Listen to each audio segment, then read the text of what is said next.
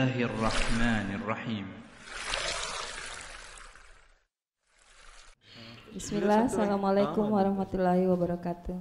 Salam wabarakatuh. Saat ini kami sudah lagi mencoba usaha kredit motor syar'i, Ustadz. Setelah berjalan beberapa bulan, Motornya syar'i atau kreditnya syar'i? Kredit motor syar'i. Berarti motornya syar'i. Terus?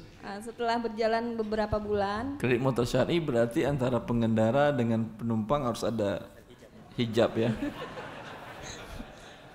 jual beli Terus? syar'i, Ustadz. Maksudnya, Jual beli setelah syar'i, berjalan beberapa bulan, ada bagaimana yang lancar. bentuk SOP-nya yang syar'i jual beli kreditnya itu?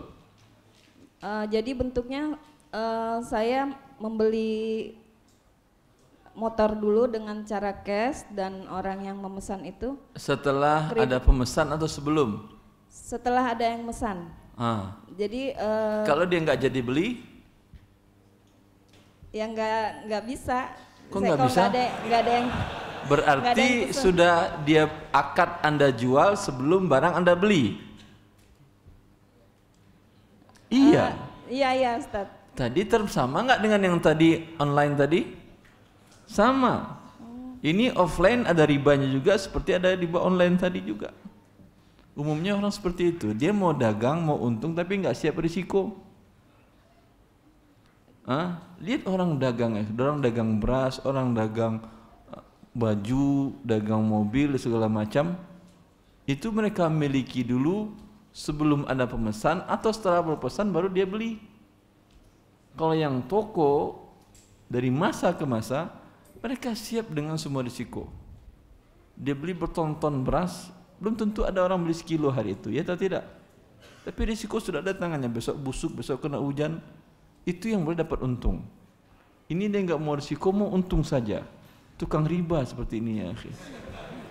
Jadi awalnya tuh untuk bantu saudara dekat atau teman-teman. Nggak ada masalah, tetapi Anda siap risiko. Ya. Ya Ustaz. Yaitu dia ketika pesan tidak ada ikatan apapun juga. Tidak ada DP, tidak ada keharusan dia membeli. Karena bila ada keharusan dan membeli barang belum Anda miliki, ini nas dari Imam Syafi'i dalam kitab Al-Saya nukil di buku Harta Haram. Iza arad rajula sil'ata wa qala lahu ishtari hadha thawb bikadha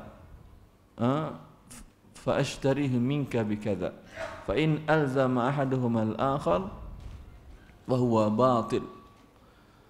Kata Imam Syafi'i, bila dua orang berjalan, jalan A dengan B, lalu si B melihat barang, mau motor atau rumah atau apa, dia bilang ke A, tahu dia si A punya uang cash, kamu beli motor itu dulu ya, harga sekian, nanti setelah kamu beli saya akan beli. Fa in alzama anfusahum bil aqdil awal faqad batal. Bila si pembeli tadi, kan dia suruh beli kan ya? Si pembeli tadi mengatakan, saya sudah beli, kamu wajib beli dari saya, ya, batal akadnya. Kenapa? Karena dia menjual barang yang dia belum miliki. Maka ketika dia beli tadi, dia harus tahu bahwa itu dia hanya ngomong saja. Bisa jadi dia beli, bisa jadi tidak. Di sana ada risiko. Ketika dia jadi beli, alhamdulillah. Ketika tidak dibeli, risiko Anda. Biasanya orang nggak siap seperti ini, apalagi bank. Apa Ustaz? Jadi tapi ada bank yang ingin sesuai dengan syariat Allah, mereka siap risiko, nggak ada masalah bagi mereka. Karena nggak jadi yang ini, yang lain juga bisa beli, atau dia bisa buat akad kepada si pemilik barang, supplier, akad khiyar syarat. Saya tahu Bang Rojihi itu yang mereka lakukan. Orang beli mobil dari mereka, Lexus, Land Cruiser, Camry dan lain-lain, ke bank syariah Bang Rojihi. Itu sebelum orang datang, di mereka sudah ada di gudangnya Lexus sekian, ini sekian, ini sekian. ya, dia beli dari dealer dengan akad khiyar, yaitu kami beli cash sekarang, tapi kami ada hak khiyar selama sebulan. Ya, artinya pembeli nggak jadi beli, orang nggak jadi beli, dia bisa kembalikan ke dealer, uangnya kembali penuh tanpa ada kurang. Hah? Mau nggak kira-kira dealer? Ente orang miskin ya nggak mau dealer. Tapi kalau bank yang besar, bank Rajihi, nggak mau dealer Toyota di Arab Saudi. Kata mereka, ente nggak mau nggak ada masalah. Saya beli dari negara tetangga Dubai Emirat. Dengan akad seperti itu mereka mau. Apa yang terjadi dengan Toyota cabang Saudi Arabia? Penurunan penjualan mereka berkurang, turun sebanyak 70% dalam masa rentang waktu itu. Sekarang apa yang terjadi? Bangkrut mereka kan ya. Angkat tangan mereka, mereka bilang ke Rajihi, udah beli dari kami setahun, 2 tahun, 3 tahun boleh kembali lagi barang. Mantap itu. Yang penting Anda ngerti syariat Allah atau tidak. Kalau Anda ngerti, Anda bisa tekan semuanya, siapapun juga. Nggak mau dia nggak ada masalah, tutup usaha pun nggak ada masalah, daripada Allah murka. Biasanya pedang-pedang bank dan teman-temannya itu atas nama dagang itu takut risiko. Yang berani pedagang pasar. Dia beli sayur sekian ikat, padahal yakin dia nggak semuanya terjual hari itu. Tapi berani mereka beli, nggak bisa dikembalikan atau tidak kepada supplier? Nggak bisa. Jadi mental orang-orang kaya itu penakut, lebih bagus mental tukang sayur. Siap mereka menanggung risiko, karena itu halal. Yang kaya tadi nggak halal dapat keuntungan sama dengan riba.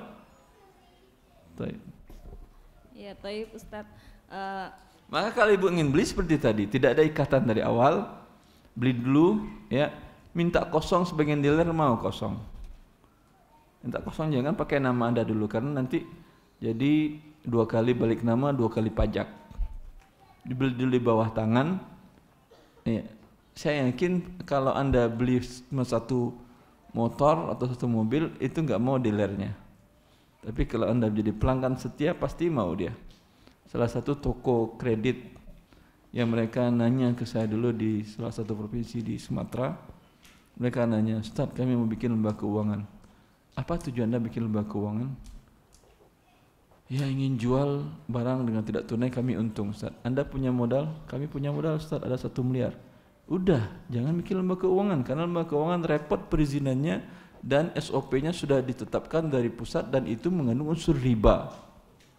Kalau Anda ingin cari untung, investor ada, semuanya bisa dibeli jual dengan tidak tunai dan tidak ada yang akan mempermasalahkan dan tidak ada pajak.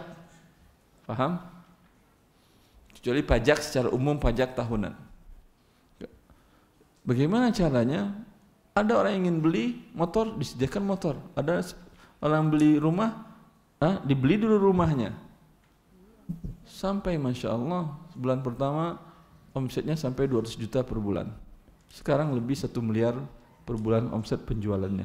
Apapun bisa dibeli dengan tidak tunai di sana. Saya bilang, bagaimana Anda memitigasi risiko bila yang nggak bayar? Alhamdulillah, Ustaz, selama ini nggak ada yang bermasalah. Kenapa? Karena kami jual hanya kepada teman-teman yang sudah ikut kajian yang sering kami kenal. Kami tahu dia takut kepada Allah, itu bagus ya akhi. Sehingga membuat orang, saya pengen beli rumah, rajin sholat lah, nggak boleh bohong lah, biar saya dapat beli secara angsuran tadi. Namanya toko angsuran syar'i. Sekarang sampai di banyak kota minta buat buka cabang di situ. Lebih untung daripada izin pendirian BMT atau pendirian lembaga keuangan, karena izin pendirian keuangan nggak gampang dan auditnya pun nggak gampang dan SOP-nya harus ikut mereka. Kalau toko, siapa yang melarang Anda untuk jual tidak tunai? Dengan begini, banyak perumahan-perumahan pun menjual rumah dengan langsung tanpa lembaga keuangan. Tadi kan yang cerita teman tadi, beliau datang ke bank syariah. Bank syariah ngambil margin atau tidak? Kalau dia langsung antara dia dengan pemilik rumah, pasti lebih murah. Tidak seperti itu harganya. Ada salah seorang, pernah sering saya sampaikan kan ya, ada orang yang kasus dia beli ruko di Bogor, itu pemilik rukonya non muslim.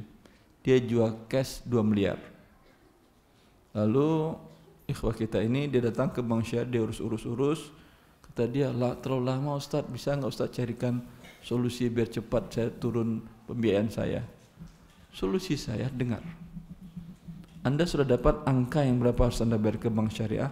Sudah Ustaz, berapa jadinya? 2,7. Nah, berarti selisih 700 juta. Paham?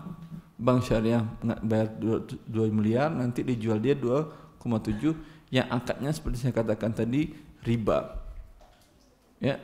Lalu gimana Ustaz? Saya katakan datang kepada si yang non muslim tadi. Ya, dia kan jual 2 miliar cash. Bilang ke dia, saya beli 2,7 dengan tenor sama dengan yang tadi. Dengan Bank Syariah tadi. Tidak ada denda keterlambatan. Mau enggak si non muslim tadi? Mau. Ya? Daripada bank yang menikmati 700 juta, mending dia mau non muslim mau ya akhi.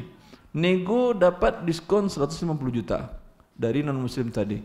Dia telepon saya, Ustaz, tolong kirim nomor rekening antum ke saya mau kirim setengahnya buat antum. Saya katakan siap. Tapi setelah hutang Anda lunas semuanya, saya kirimkan nomor rekening. Lalu kata beliau, kalau gitu enggak jadi Ustaz, katanya. Sekarang antum punya hutang 2,7, mau mengasih hadiah ke orang, bayar dulu hutang, setelah lunas mau hadiah, alhamdulillah. Jelas nanti non muslim aja mau seperti itu. Beberapa waktu yang lalu sebelum Ramadan, ada salah seorang pejabat senior di Kementerian Keuangan yang sudah ngaji dan dia ingin menjual rumahnya dengan harga 3,5 miliar di Bekasi,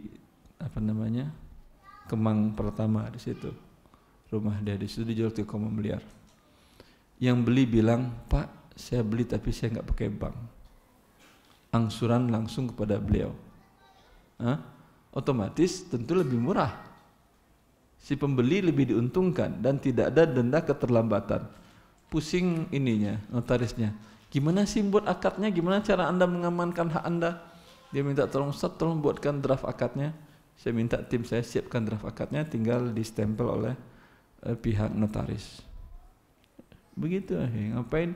Ada mahasiswa saya yang Elang Gumilang punya perumahan di daerah Bogor, termasuk pemuda terkaya di Indonesia tahun 2007.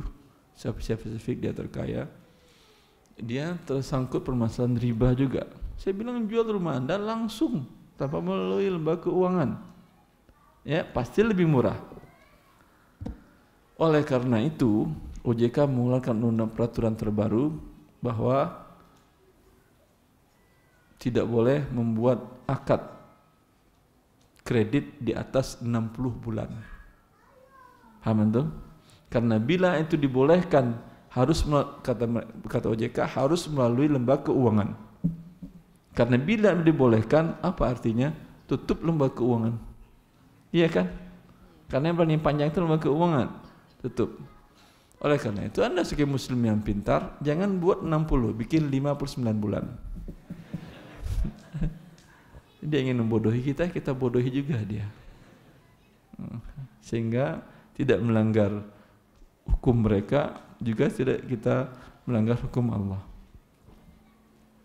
Ibu yang bertanya, sudah ada yang mau dilanjutkan Ibu? Terlalu panjang jawabannya kali Ibu ya, pusing sih. Lanjutannya aja Ustadz, memang ada rencana untuk buka toko yang tadi Ibu. Iya. Kita beli rumah ke Ibu, alhamdulillah teman-teman terbantu, beli mobil sesuai kebutuhannya. Tapi Ibu syaratkan yang beli itu lihat dulu, verifikasi dulu. Iya, mampu atau tidak dia bayar. Nanti asal beli aja dia kemudian dia bayar dia. Masalahnya kredit macetnya ini Ustaz, kita kan tidak ada denda, tidak ada. Kan sudah saya katakan tadi. Bagaimana Anda mitigasi risiko? Anda bilang, saya hanya jual kepada orang yang sholat 5 waktu di masjid Ustaz. Karena orang yang sholat seperti itu pasti orangnya amanah. Jelas Ibu? Justru sama teman sendiri. Teman sendiri kalau nggak sholat dia, kalau urusan dia kewajibannya kepada Allah tidak dia tunaikan, apalagi kewajibannya kepada manusia. Makanya Ahmad bin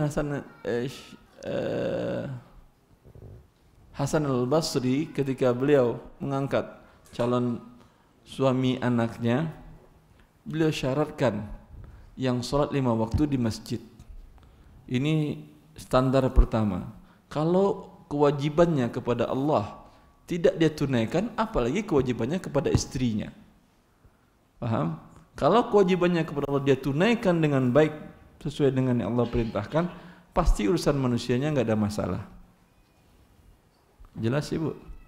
Biasanya kalau di Arab Saudi seperti ini. Kalau ada yang minta rekomendasi baik untuk utang piutang segala macam, harus ada surat dari imam masjid yang menyatakan dia sholat 5 waktu di masjid tersebut. Ini enak. Antum imam di sini, Syekh? Enggak. Imam tentu tahu ini sholat terus di masjid dia. Udah dapat rekomendasi. Jelas Ibu? Bilang ke dia. Syarat berkas pertama, surat rekomendasi stempel resmi dari DKM masjid Anda tinggal, Anda sholat subuh terus berjamaah. Salah Ustaz. Nah, itu penting. Sehingga apa yang terjadi, ada di sebagian daerah di provinsi Riau kalau saya nggak salah, ada bupatinya mensyaratkan pegawai Pemda sholat subuh berjamaah. Viral beritanya sampai ramai segala macam. Bagus itu ya akhi. Karena kalau dia sholat berjamaah, urusannya dengan Allah gampang, pasti urusan dengan manusia jadi gampang. Kalau urusannya dengan Allah bermasalah, pasti dengan urusan manusia bermasalah nantinya.